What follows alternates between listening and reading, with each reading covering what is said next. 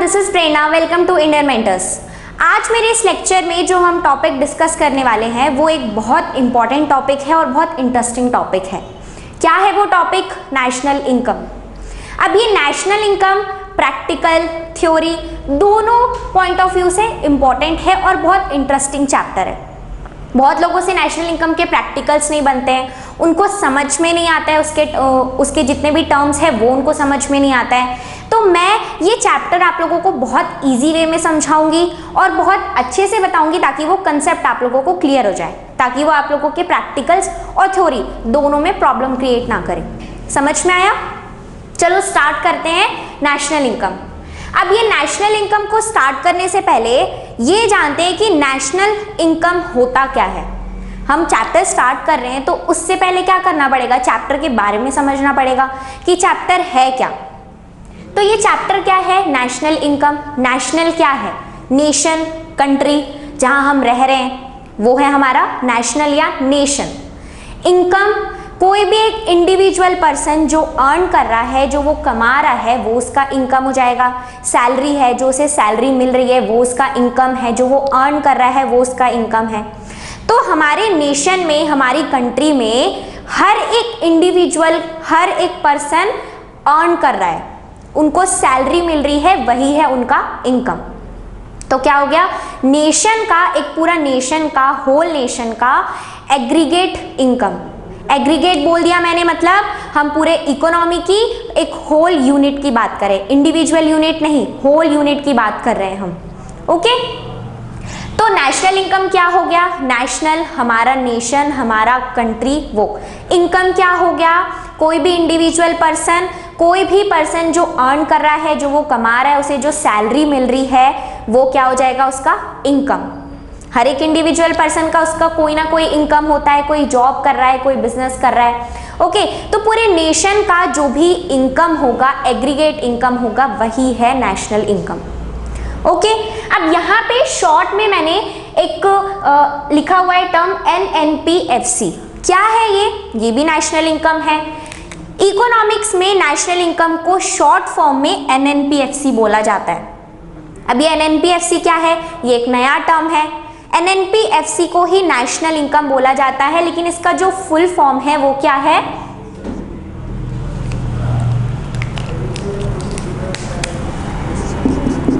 Net national product at factor cost. Net national product at factor cost या फिर क्या? National income. इसी को बोला जाता है नेशनल इनकम और इसी को कहा जाता है NNPFC, मतलब net national product at factor cost. Okay, तो NNPFC टर्म से कंफ्यूज नहीं होना। NNPFC ही नेशनल इनकम है और नेशनल इनकम को ही NNPFC बोला जाता है, मतलब net national product at factor cost. अब ये सारा टर्म बहुत नया नया है, ये क्या है आप लोग कंफ्यूज हो रहे होंगे, तो हम ये आगे पढ़ेंगे कि ये टर्म्स क्या है, कैसे ये प्रैक्टिकल्स में और नेशनल इनकम में यूज किया जाता है। ओके, अब देखते हैं एक बेसिक सा डेफिनेशन। नेशनल इनकम का एक बेसिक सा डेफिनेशन देखते हैं कि नेशनल इनकम क्या है। National income is the sum total, total क्यों? सम टोटल क्यों? क्योंकि हम एक पूरे इकोनॉमी, पूरे एक नेशन का इनकम देख रहे हैं यहाँ पे। ओके, किसी भी एक इंडिविजुअल पर्सन, इंडिविजुअल यूनिट का नहीं, हम पूरे नेशन, एक होल यूनिट का हम इनकम देख रहे हैं यहाँ पे। Okay, some total of all aggregates. अब एग्रीगेट्स है, एग्रीगेट टर्म क्यों यूज कर रहे हैं? मैक्रो इकोनॉमिक्स में हम किस एस्पेक्ट में बात करते हैं? मैक्रो इकोनॉमिक्स में हम होल यूनिट और एग्रीगेट के एस्पेक्ट में बात करते हैं। तो ये एग्रीगेट तो होगा ही, क्यों? क्योंकि यहाँ पे भी हम एक नेशन की बात कर रहे हैं, हम एक कंट्री की बात कर रहे हैं। ओके, तो सम टोटल ऑफ ऑल एग्रीगेट्स, जितने भी एग्रीगेट्स हैं, मतलब ये पूरे कंट्री में, पूरे नेशन में किसका एग्रीगेट्स, किसका सम total of aggregates? Normal residents of the country. Country हमारा कंट्री, नॉर्मल रेसिडेंट्स कौन है? कंट्री के नॉर्मल रेसिडेंट्स कौन होंगे? जो इस कंट्री में अपना सर्विस दे रहे हैं जो अर्न कर रहे हैं अपनी ही कंट्री में, वो हो जाएंगे नॉर्मल रेसिडेंट्स। नॉर्मल रेसिडेंट्स के भी बहुत सारे क्राइटेरिया हैं, ओके, जिस बेसिस पे उनको डिफ्रेंशिएट किया जाता है, normal residents, non normal residents, okay. तो अभी यहाँ पे सिर्फ इतना समझना काफ़ी है कि सम टोटल किसका, नॉर्मल रेसिडेंस का, normal residence of the country का जो टोटल इनकम है वो, और within boundary line of the production. अब ये और है, मतलब नेशनल इनकम को और क्या बोला जा रहा है, with in boundary line of production. Within boundary line of production को अगर मैं बोलूँ तो क्या हो जाएगा ये, इन शॉर्ट डोमेस्टिक कंट्री, मतलब जहाँ पे प्रोडक्शन हो रहा है उसी कंट्री में, with in boundary line of production. Boundary line के बाहर नहीं, बाउंड्री लाइन के बाहर क्या हो जाएगा, अदर कंट्री हो जाएगा। विद इन बाउंड्री लाइन क्या है, हमारी डोमेस्टिक कंट्री है। तो क्या है national income? National income is the sum total of all aggregates, sum total of all aggregates किसका, normal residence of the country, country के नॉर्मल रेसिडेंस का सम टोटल, और within the boundary line of production. Boundary line of production, boundary line of production या within boundary line of production मतलब क्या हो जाएगा, हमारी domestic country. समझ में आया नेशनल इनकम का कंसेप्ट कि नेशनल इनकम क्या है, नेशनल इनकम में हम क्या देख रहे हैं, नेशनल इनकम में हम एग्रीगेट और होल यूनिट की बात करें, ना ही एक इंडिविजुअल पर्सन की बात करें, ना ही एक इंडिविजुअल यूनिट की बात करें, हम एग्रीगेट और होल यूनिट की बात कर रहे हैं, मतलब हम नेशन की बात करें। नेशनल इनकम मतलब नेशन में जितने भी लोग हैं, जितने भी लोग अर्न कर रहे हैं, उनका इनकम हो रहा है, वो सब नेशनल इनकम में कैलकुलेट होता है। समझ में आया? तो ये नेशनल इनकम का एक छोटा सा कंसेप्ट है। अब मैं आप लोगों को दो टर्म बताती हूँ जो नेशनल इनकम में हम हर टॉपिक में, हम हर प्रैक्टिकल में पढ़ेंगे। क्या है वो दो टर्म? एक है आपका जीडीपी, एक है आपका एनएनपी। जीडीपी और एनएनपी, ये जो दोनों टर्म हैं वो पूरे नेशनल इनकम चैप्टर में सबसे इंपॉर्टेंट टर्म है। क्या? जीडीपी और एनएनपी। जीडीपी क्या, हम सब सुने ही हैं जीडीपी क्या होता है, आप लोग भी सुने होंगे जीडीपी क्या होता है, gross domestic product, gross domestic product और नेट नेशनल प्रोडक्ट। ये दोनों टर्म नेशनल इनकम का बहुत इंपॉर्टेंट टर्म है। ये दोनों पूरे चैप्टर में ये दोनों टर्म ही यूज होंगे, प्रैक्टिकल्स में भी एज वेल एज थ्योरी में भी। क्या है जीडीपी और एनएनपी? ग्रॉस डोमेस्टिक प्रोडक्ट क्या है यहाँ पे, ग्रॉस डोमेस्टिक प्रोडक्ट, और ये क्या है, नेट नेशनल प्रोडक्ट। अब नेशनल इनकम में हम किसकी बात कर रहे हैं, हम पूरे होल यूनिट, एग्रीगेट यूनिट की बात कर रहे हैं। तो यहाँ पे ग्रॉस डोमेस्टिक प्रोडक्ट भी आएगा। ग्रॉस डोमेस्टिक प्रोडक्ट में क्या होता है, पूरे नेशन का, पूरे नेशन को, पूरे कंट्री का कैलकुलेट किया जाता है, किसी भी एक इंडिविजुअल यूनिट का नहीं कैलकुलेट किया जाता है, इसीलिए ग्रॉस डोमेस्टिक प्रोडक्ट। फिर नेट नेशनल प्रोडक्ट क्या, एनएनपी, नेट नेशनल प्रोडक्ट, मतलब नेट नेशनल प्रोडक्ट यहाँ पे भी टोटल या एग्रीगेट की ही बात हो रही है। समझ में आया? तो ये दोनों टर्म नेशनल इनकम का बहुत इंपॉर्टेंट टर्म है, ये हम पूरे चैप्टर में यही दोनों टर्म से रिलेटेड पढ़ेंगे। ओके, तो जीडीपी, एनएनपी ये समझ में आ गया। ये दोनों टर्म हमेशा याद रखना, gross domestic product, net national product, यही दोनों टर्म से भी हम दूसरे टर्म में या फिर दूसरा जो भी प्रैक्टिकल में आपका टर्म आएगा उसमें हम कन्वर्ट करना सीखेंगे। ओके, कि ग्रॉस से नेट कैसे जाते हैं, डोमेस्टिक से नेशनल कैसे जाते हैं, और यहाँ पे जो फैक्टर कॉस्ट है इसके बाद भी एक और टर्म आता है, वो है मार्केट प्राइस। ओके, तो हम एक काम करते हैं, हम पहले टर्म्स देखते हैं कि कितने टर्म्स है नेशनल इनकम में जो हम पढ़ेंगे इस चैप्टर में। तो सबसे पहले जो आपका टर्म आएगा वो आएगा आपका क्या, ग्रॉस। सबसे पहला टर्म आएगा आपका ग्रॉस। ओके, फिर आएगा आपका डोमेस्टिक, ग्रॉस के बाद आएगा डोमेस्टिक, फिर आएगा आपका नेट, देन आएगा आपका नेशनल, फिर आपका आता है मार्केट प्राइस और फिर आता है आपका फैक्टर कॉस्ट। ये जो 6 टर्म मैंने लिखे हैं, ये जो gross domestic, net, national, market price और फैक्टर कॉस्ट, ये 6 टर्म से ही आपका प्रैक्टिकल बनता है। ये 6 टर्म यूज करके ही हम नेशनल इनकम भी कैलकुलेट करेंगे, हम और भी जो टर्म आपसे पूछा जाएगा क्वेश्चन में, हम वो भी इसी टर्म से कैलकुलेट करेंगे। और एक टर्म होता है जो इम्पॉर्टेंट है, एक और टर्म है जो इम्पॉर्टेंट है, आप लोग बता सकते हैं क्या? मैं बताती हूँ क्या है वो। डेप्रीसिएशन। डेप्रीसिएशन हम सब सुने, क्या होता है depreciation? Loss in the value of fixed assets. ये तो एक बहुत बेसिक सा मीनिंग है डेप्रीसिएशन का, decrease in the value of assets या फिर loss in the value of fixed assets. तो डेप्रीसिएशन भी एक इंपॉर्टेंट टर्म होता है नेशनल इनकम के अंदर। अब ये डेप्रीसिएशन को fixed consumption of fixed capital भी कहा जाता है। कभी कभी आप लोगों के नेशनल इनकम के प्रैक्टिकल्स में क्वेश्चन में कंजम्पशन ऑफ फिक्स्ड कैपिटल दिया रहेगा, कंफ्यूज नहीं होना, वो कंजम्पशन ऑफ फिक्स्ड कैपिटल ही आपका डेप्रीसिएशन है। समझ में आया क्या बोला मैंने? ये क्या है? Consumption of fixed capital. Consumption of fixed capital he depreciation है और depreciation he consumption of fixed capital है। समझ में आया क्या है ये? तो ये जो 6 टर्म है और ये जो डेप्रीसिएशन है, इसी से हम नेशनल इनकम का प्रैक्टिकल बनाएंगे, इसी बेसिस पे आपका थ्योरी भी है आपकी बुक में। तो ये जो 6 टर्म है ये आप लोग देख के अपनी कॉपी में नोट कर लीजिए। आई होप आप लोगों ने ये 6 टर्म को नोट कर लिया होगा। डेप्रीसिएशन का जो दूसरा नाम है कंजम्पशन ऑफ फिक्स्ड कैपिटल, ये भी आप लोग याद रखिएगा। ओके, तो अभी मैंने क्या बताया आप लोगों को, नेशनल इनकम क्या है, इंट्रोडक्शन दिया नेशनल इनकम का। National income is the sum total of all aggregates of normal residence of the country और within boundary line of production. Within boundary line of production का मतलब क्या हो जाएगा यहाँ पे? Domestic country. समझ में आया? ये था एक बेसिक सा नेशनल इनकम का डेफिनेशन। नेशनल इनकम को और क्या बोलते हैं?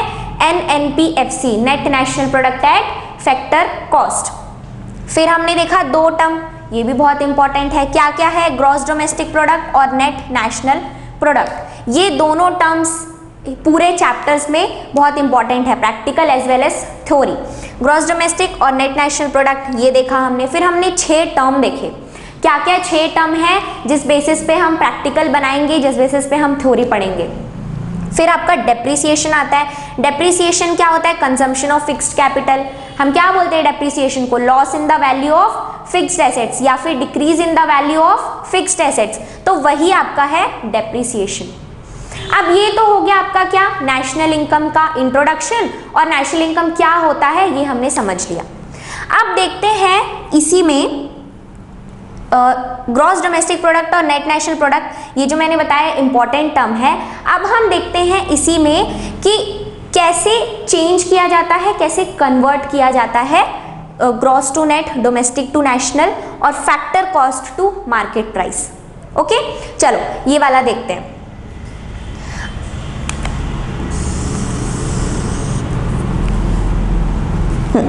यहां पे मैंने लिखा है ग्रॉस नेट। सबसे पहला है हमारा ग्रॉस से नेट, यही है सबसे पहले ग्रॉस टू नेट। ये देखा हमने क्या है सबसे पहले, ग्रॉस और नेट। तो अब देखते हैं कि ग्रॉस से नेट को और नेट को ग्रॉस में कन्वर्ट करने के लिए कौन सा टर्म यूज किया जाता है और क्या चीज प्लस या माइनस की जाती है। यहाँ पे ग्रॉस है, यहाँ पे नेट है। मुझे अगर क्वेश्चन में ग्रॉस दिया है लेकिन मुझे निकालना नेट है, तो मैं क्या करूंगी?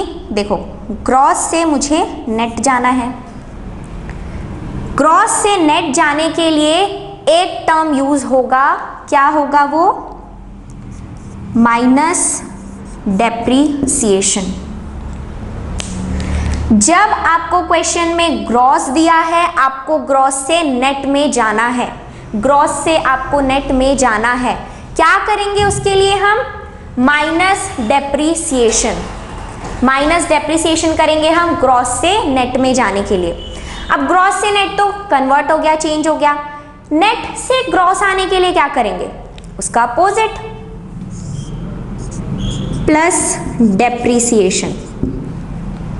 सिंपल है, इजी है। ग्रॉस से नेट गए, ग्रॉस टू नेट गए। अगर आप लोगों को नहीं समझ में आता है, आप लोग इसको बनाएंगे, आप लोग ये बना के रखेंगे, ग्रॉस से नेट आना है, नीचे तरफ आ रहे हैं अपन, नीचे आ रहे हैं, डाउनवर्ड आ रहे हैं, माइनस कर रहे हैं, ओके, अपवर्ड जा रहे हैं, प्लस कर रहे हैं, ओके। ये आप लोग बना के रखेंगे, इससे आप लोगों को बनाने में इजी पड़ेगा। हम डाउनवर्ड आ रहे हैं, माइनस डेप्रिसिएशन, हम अपवर्ड जा रहे हैं, प्लस डेप्रिसिएशन। समझ में आया? सिर्फ इतना ही कंसेप्ट है, gross to net, net to gross. Clear है? चलो अब देखते हैं सेकंड क्या है हमारा, डोमेस्टिक से नेशनल। यही है हमारा सेकंड टर्म, क्या है, डोमेस्टिक से नेशनल। अब डोमेस्टिक से नेशनल का कंसेप्ट देखते हैं। क्वेश्चन में दिया है सपोज जीडीपी, ग्रॉस डोमेस्टिक, लेकिन निकालना है मुझे जीएनपी, मतलब ग्रॉस नेशनल प्रोडक्ट निकालना है मुझे। तो क्या होगा, डोमेस्टिक से नेशनल जाना है मुझे। डोमेस्टिक से कहाँ जा रही हूँ मैं, नेशनल जा रही हूँ। डोमेस्टिक हमारी कंट्री, नेशनल बड़ा हो गया, मतलब इसका एक कंसेप्ट बना सकते हैं हम, डोमेस्टिक छोटा, नेशनल बड़ा। छोटे से बड़े में जा रहे हैं हम, डोमेस्टिक से नेशनल में जा रहे हैं हम। क्या होगा यहाँ पे, प्लस NFIA। अब ये आप लोग बोल रहे होंगे कि NFIA टर्म क्या है, NFIA क्या है, मैं बताती हूँ। NFIA होता है net factor income from abroad. क्या बोला मैंने, NFIA net factor income from abroad. NFIA factor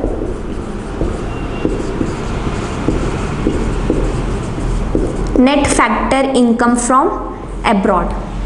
अब ये क्या है NFIA, इसका कंसेप्ट मैं बताती हूँ, ये कैसे याद रहेगा ये मैं बताती हूँ।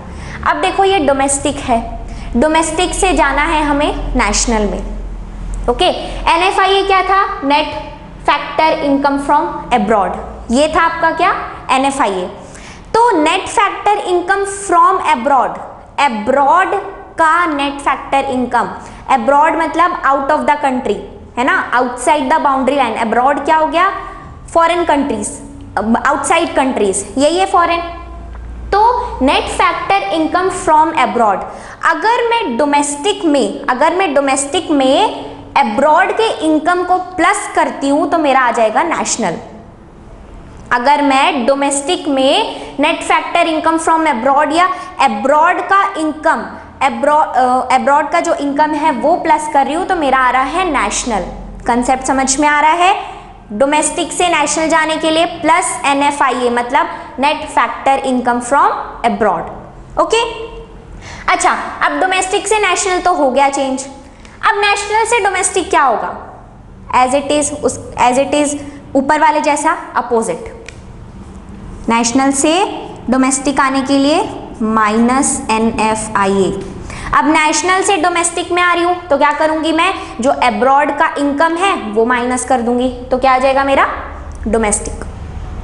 समझ में आया कंसेप्ट? डोमेस्टिक से नेशनल, छोटा है बड़े में जा रहे हैं, अब्रॉड का इनकम ऐड कर रहे हैं। नेशनल से डोमेस्टिक आ रहे हैं, बड़े से छोटे में आ रहे हैं, अब्रॉड का इनकम माइनस कर रहे हैं। कंसेप्ट क्लियर हुआ यहाँ का? अब आप लोग बोलेंगे कि इस टेबल में कैसे कर सकते हैं, अगर ये टेबल ग्रॉस से नेट के लिए तो डोमेस्टिक से नेशनल के लिए कैसे होगा। तो देखो यहाँ पे मैंने आप लोगों को इनकम फ्रॉम अब्रॉड वाला कंसेप्ट बताया, तो आप लोग इसको इनकम फ्रॉम अब्रॉड वाले कंसेप्ट से याद रख सकते हैं, ओके। क्यों? क्योंकि ये इसका थोड़ा अपोजिट है। समझ में आया? चलो अब आता है हमारा थर्ड। क्या है थर्ड में? थर्ड क्या है हमारा, मार्केट प्राइस से फैक्टर कॉस्ट। ये था मार्केट प्राइस और फैक्टर कॉस्ट, ये दो टर्म हमने देखा। अब ये मार्केट प्राइस से फैक्टर कॉस्ट जाना है, मार्केट प्राइस से फैक्टर कॉस्ट जाना है। मार्केट प्राइस, जो मार्केट में जो प्राइस चल रहा है वो, फैक्टर कॉस्ट उसका जो एक्चुअल कॉस्ट है वो, उसका फैक्टर कॉस्ट कैर। ओके, तो अब अगर मार्केट प्राइस से फैक्टर कॉस्ट में जाना है, इसका भी कुछ ना कुछ होगा।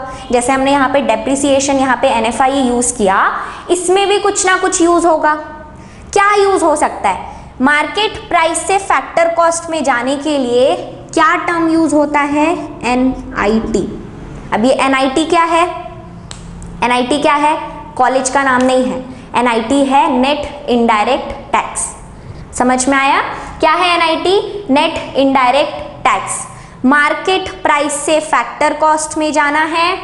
अब यहाँ पे अगेन टेबल के थ्रू समझते हैं, ये टेबल हमने बनाया हुआ है, टेबल के थ्रू समझते हैं। सपोज यहाँ पे क्या है आपका? मार्केट प्राइस है, यहाँ पे फैक्टर कॉस्ट। ओके, अब मार्केट प्राइस से फैक्टर कॉस्ट डाउनवर्ड आ रहे हैं, तो क्या कर रहे हैं हम? माइनस कर रहे हैं।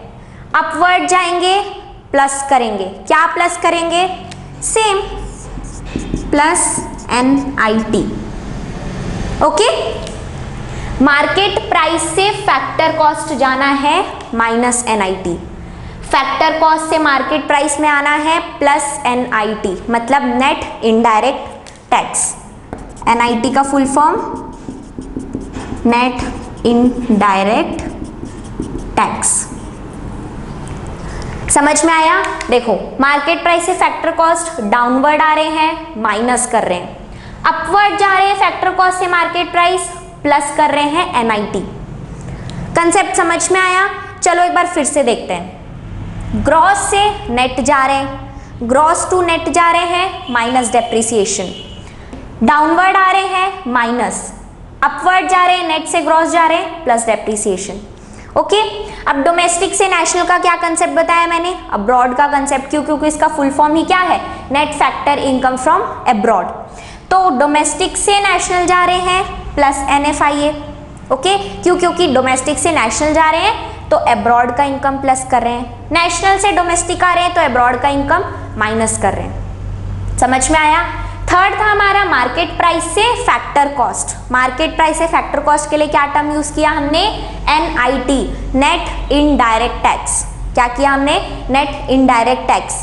अब मार्केट प्राइस से फैक्टर कॉस्ट हो गया, फैक्टर कॉस्ट से मार्केट प्राइस में क्या होगा? Plus NIT। Okay, market price से फैक्टर कॉस्ट, मार्केट प्राइस से फैक्टर कॉस्ट डाउनवर्ड आ रहे हैं, माइनस NIT। अपवर्ड जा रहे हैं, प्लस NIT। समझ में आया कंसेप्ट? आप लोग इस वीडियो को पॉज करके ये वाला कंसेप्ट नोट कर लीजिए।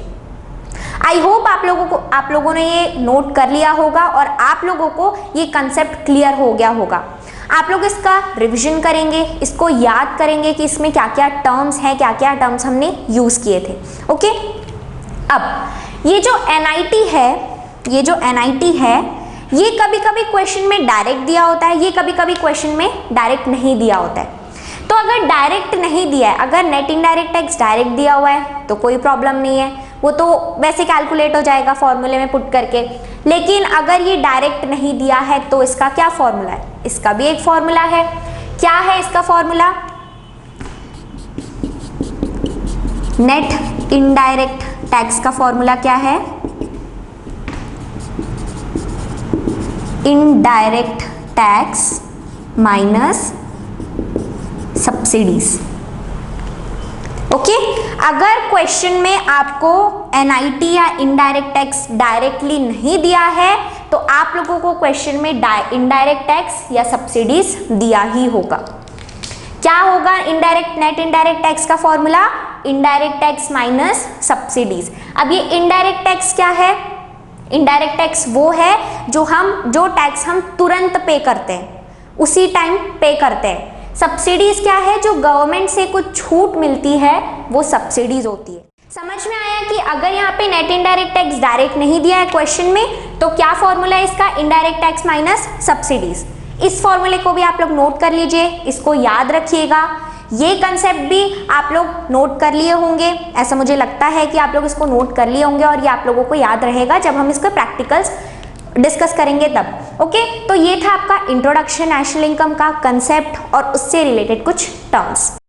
तो आज के मेरे इस लेक्चर में बस इतना ही। इसके आगे के टॉपिक्स हम मेरे नेक्स्ट लेक्चर में डिस्कस करेंगे। तब तक के लिए जो भी डाउट्स है मुझे कमेंट सेक्शन में ज़रूर बताइए, और अगर मेरी वीडियो अच्छी लगे तो इसे लाइक करिए, अपने फ्रेंड्स के साथ शेयर करिए। तब तक के लिए stay tuned and please subscribe to Indian Mentors. Thank you.